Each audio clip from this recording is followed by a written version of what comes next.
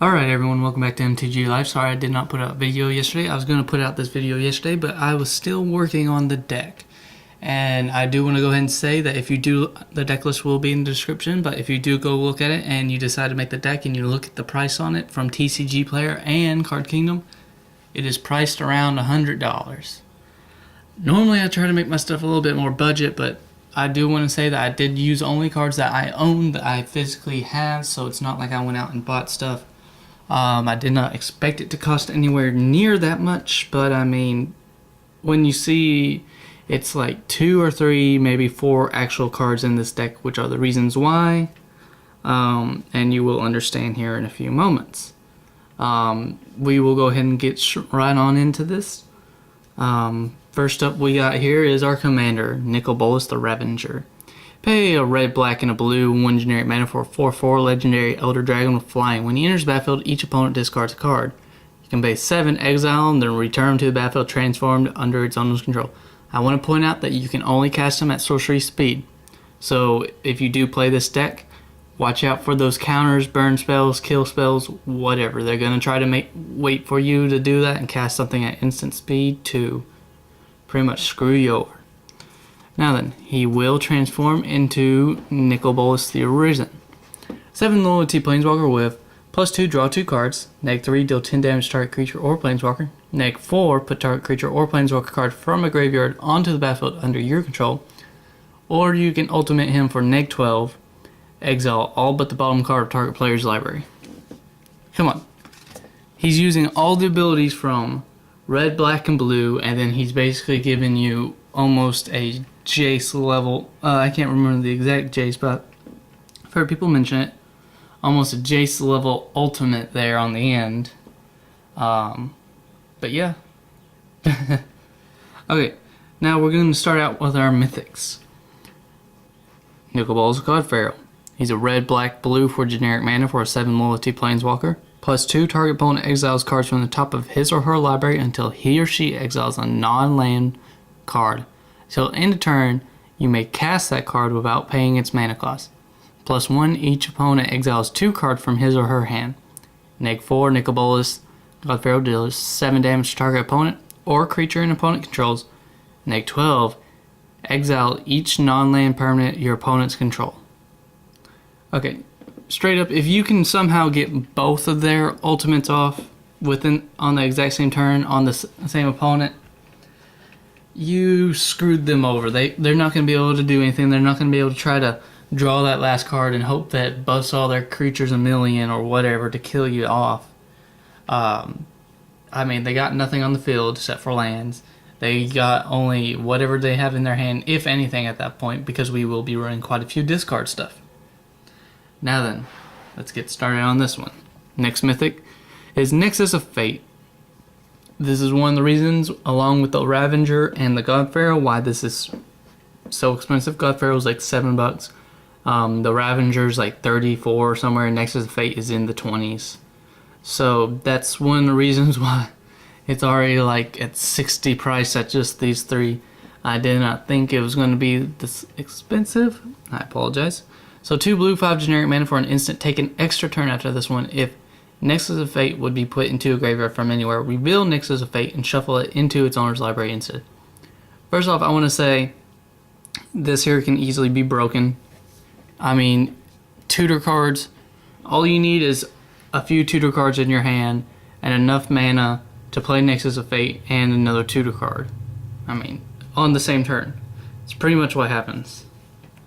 Now we're going to go into our rares. I want to say that this, I've never had a deck where I put this many mythics and rares and non-basic lands into it. So this was a little bit different.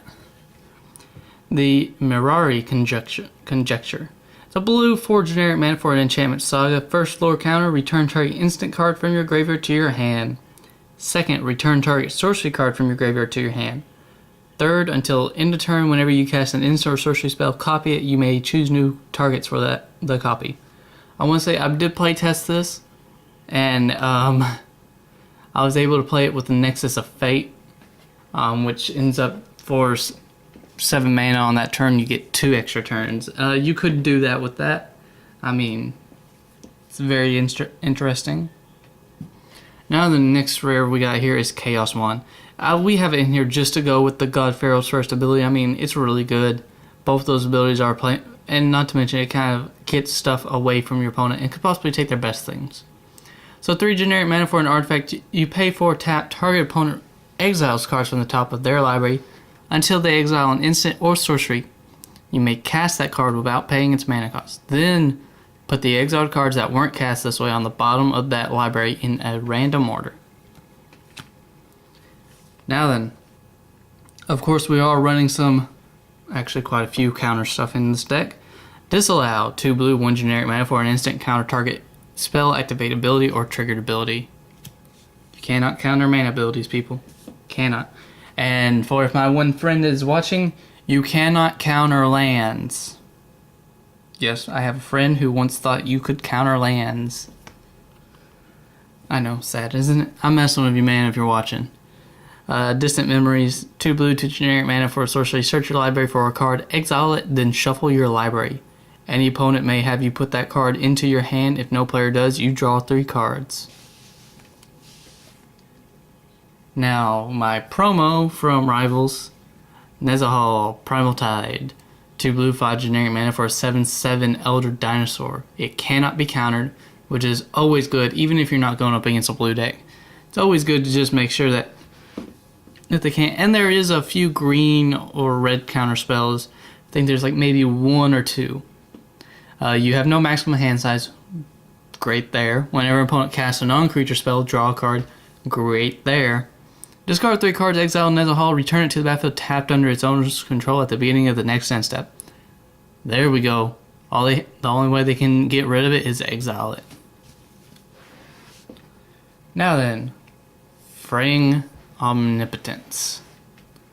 2 black, 3 generic mana for sorcery. Each player loses half their life, then discards half the cards in their hand, then sacrifices half the creatures they control.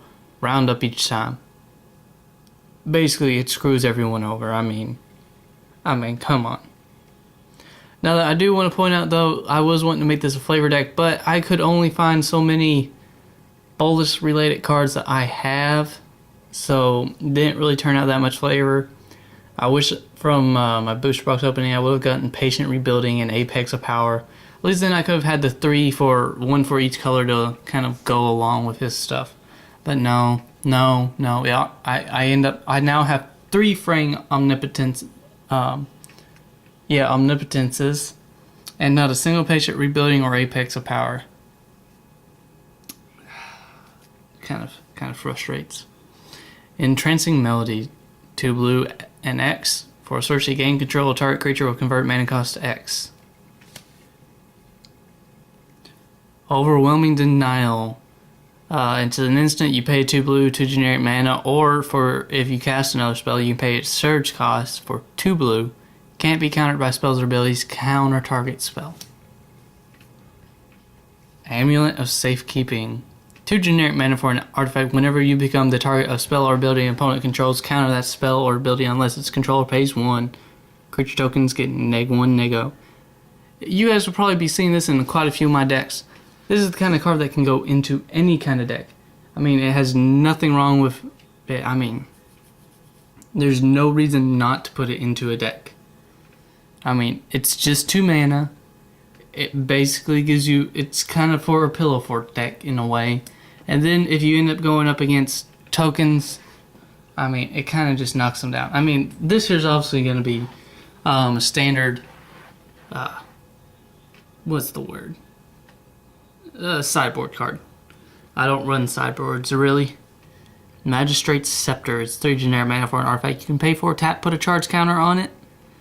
Tap, remove 3 charge counters from it, take an extra turn after this one. We are kind of messing around a little bit with that take an extra turn abilities. Precognition Field. Pay a blue 3 generic mana for an enchantment. You may look at the top card of your library. You may do this at any time. You may cast the top card of your library. If it's an instant or a sorcery card, you can pay 3, exile the top card of your library. Now we're going to have quite a few instants and sorceries. Actually, we have more of those than any other thing in here aside from lands. I think we easily hit somewhere around, actually we may actually have 30 instants and sorceries. So, Mind Swipe. You can pay a red and a blue and X. For an instant, counter target spell unless this controller pays X. It deals X damage to that spell's controller. I mean, come on. If they decide to cast their own Bolas, I mean, we could easily just burn them out. Now we're going to move on to our rare non-basic lands. Detection Tower. Why? Because it does tap for a colorless, so it does give us mana. And for its other ability, pay 1 tap until in a turn your opponent and creatures your opponent's control with hexproof can be the targets of spells and abilities your opponent control as though they didn't have hexproof. Every commander deck hates it when that Shalai comes out. Or hates it when they play something that gives them hexproof, or all their creatures hexproof, and you can't do nothing about it. That's where this comes in.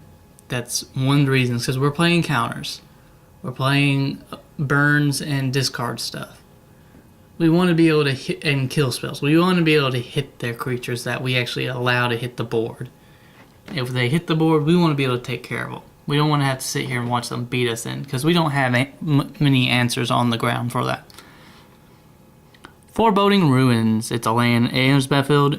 You may reveal a swamp or mountain card from your hand. If you don't, it enters battlefield tap for a black or a red. Spirebluff Canal. Land. It enters battlefield tapped unless you control 2 or fewer lands. Tapped, add a blue or red to your mana pool.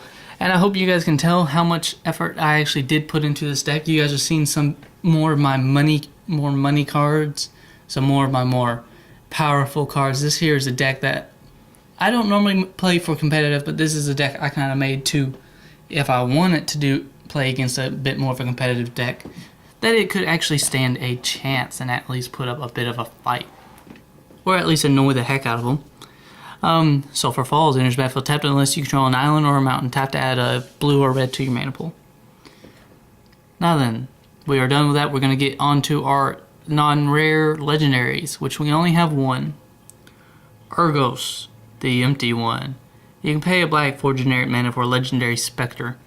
Flying. When it enters battlefield, whenever it deals combat damage, to a player, that player discards a card at random. If that player can't, you draw a card. It's a 4/3. So in this kind of deck, we are easily going to be playing some discard spells, which will cause our opponents to discard many things. So it's quite possible that we could get to the point where they have no cards in hand, and it just becomes a free draw card. Whenever it deals damage, it's flying. People very rarely run flying or reach cards, so that means it's just going to be something that will be able to hit them. And if we're making them discard stuff already without this card doing that, we will continuously just draw cards off of it, putting us more into our answers and our more stuff just to mess with them. If not, then we're making them discard stuff. The Eldest Reborn. This here does have some flavor to the deck. I did put some flavor stuff in here. It's a black and 4 generic mana for us. Enchantment Saga. At first lore counter, each opponent sacrifices a creature or planeswalker. At the second lore counter, each opponent discards a card. Third lore counter, put target creature or planeswalker card from a graveyard onto the battlefield under your control. It's got all the round stuff. It hits. It doesn't really hit the blue part of Bolas, but beggars can't be choosers. But the rest of it covers him quite nicely and covers the fact of what happened to him in the lore. If you guys are interested in that, go read up on that a little bit more. I'm not going to spoil it, and I believe I've mentioned it before in one of my other videos. I'm not a lore channel, so I'm not going that far into it. The only other non-basic land we have in here, Reliquary Tower. You have no maximum hand size. That's all I'm going to say about that. Now then, I did order this stuff up a little bit more. I'm not going to read them all that much. You guys can get the gist of them all. But we're going to start off with our counter spells, and there is a lot of them. Because our idea is to stop them from being able to stop Bolas. So we need to get him to his flip and stop them from being able to kill him and so on. Asset Scatter. It's a 2-mana counter. Syncopate. So blue and X for a counter unless they pay X. Cancel. 3-mana hard counter. Perplex. It's a blue-black in 1 for a 3 mana instant counter target spell unless its controller discards his or her hand. I mean, that there just goes even farther in on that. Unwind. It's always good in any kind of deck that involves counters. I mean, 3 mana for an instant counter target non-creature spell, untap up to 3 lands.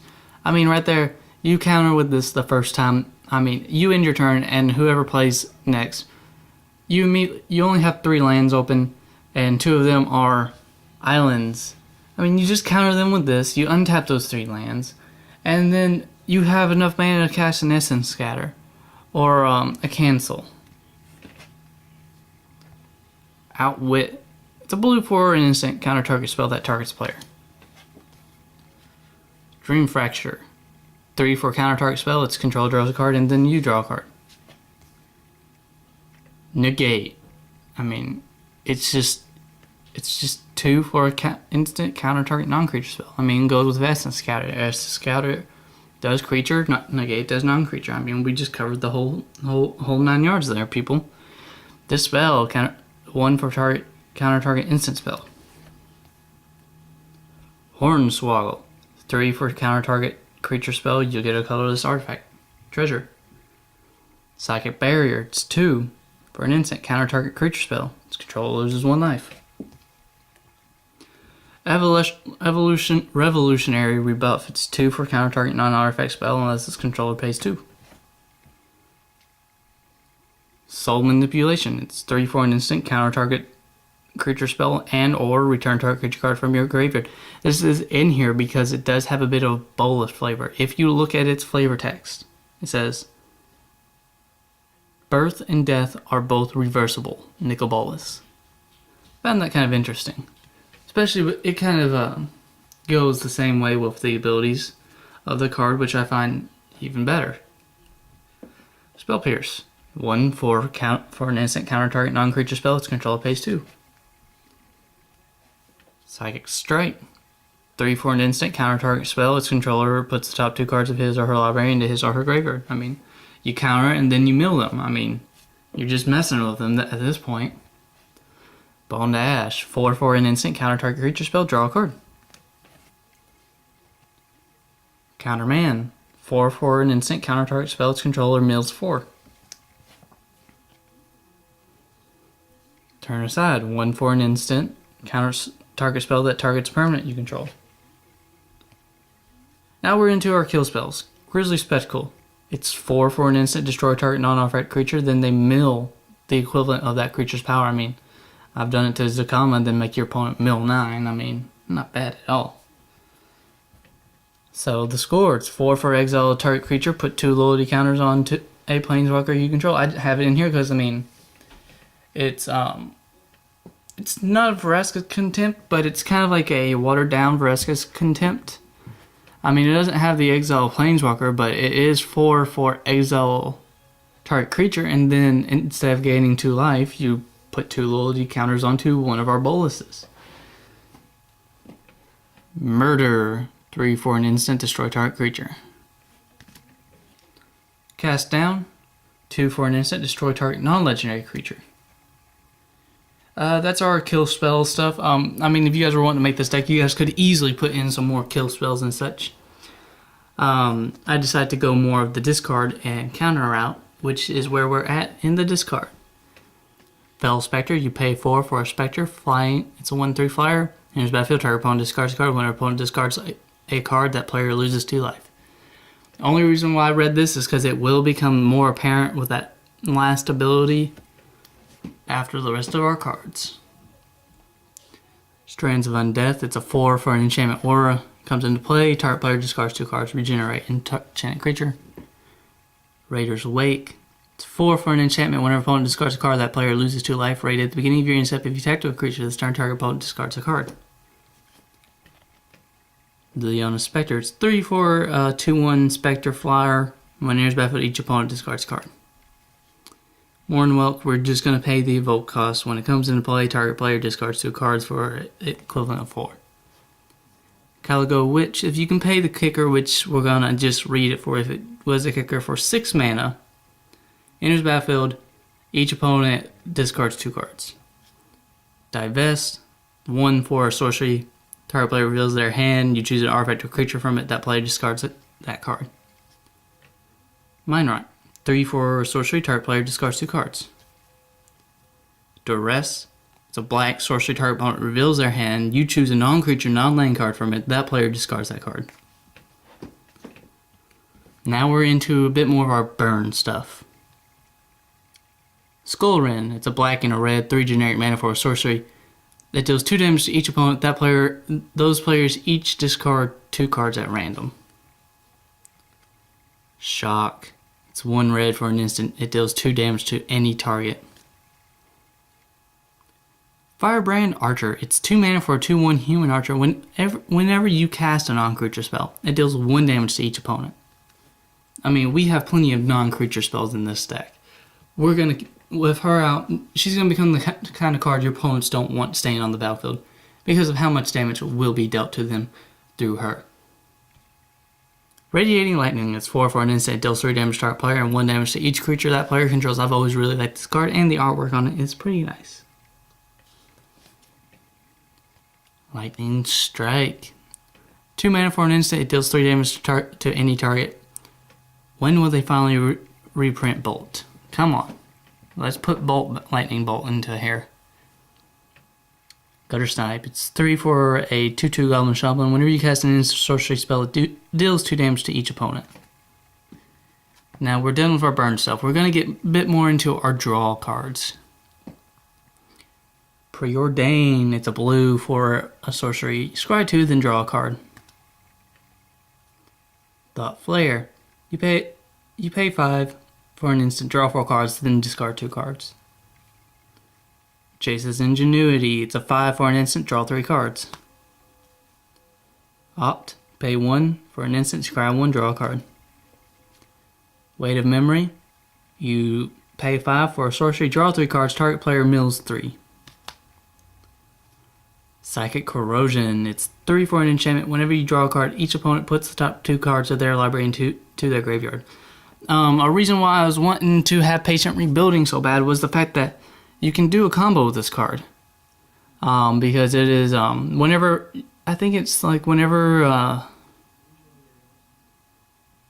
think Patient Rebuilding is whenever an opponent puts, I think it makes them mill the top 2 or 3 or something whenever you're the beginning of your upkeep or something like that, and whenever they put a land card from the top of their library into their graveyard or something like that, you then repeat the process of milling, which, I mean, could possibly continue along. Now we're into our control stuff. In Bolas's Clutches, it's 6 mana, which is a flavor win card in here. For a legendary enchantment or enchant permanent, you control it. Enchant permanent is legendary. Lay Claim for 7 mana. You control enchanted permanent, or you can cycle this card for 2. Flood of Recollection is probably one of my most favorite sorceries. 2 blue for a sorcery. Return target instant or sorcery card from your graveyard to your hand. Exile Flood of Recollection. I would love to see this card in foil. And Goblin Electromancer. It's a red and a blue for a 2/2 Goblin Wizard. Instants and sorcery spells you cast cost 1 less to cast. And then we have a whole bunch of mountains, swamps, and islands. And in case you have not noticed, this entire deck is sleeved. It's a deck I plan on keeping around and plan on fixing stuff and basically redoing some stuff on it every now and then. But that's the end of the deck tech, so let me know what you guys think. I for one think it's a pretty decent deck, at least for the way it is built. I am not one of the best deck builders, I will very much admit it, and price does not mean anything. I want to say this because I mean it may be priced at about $100 if you were to buy the cards, but I mean price don't mean nothing. You could have a $500 deck and it can be crap. So let me know what you guys think on this deck. Let me know what you guys would recommend putting into it. This is the kind of deck that I kind of really want to do a bit more with. I kind of want to make this deck a little bit more of a competitive kind of thing. It's the only deck I actually kind of want to make a little competitive. Alright, thanks for watching. The deck list will be in the description. like, subscribe, leave a comment, anything you guys want, feel free. Thanks again, and peace out. Have a good day, y'all.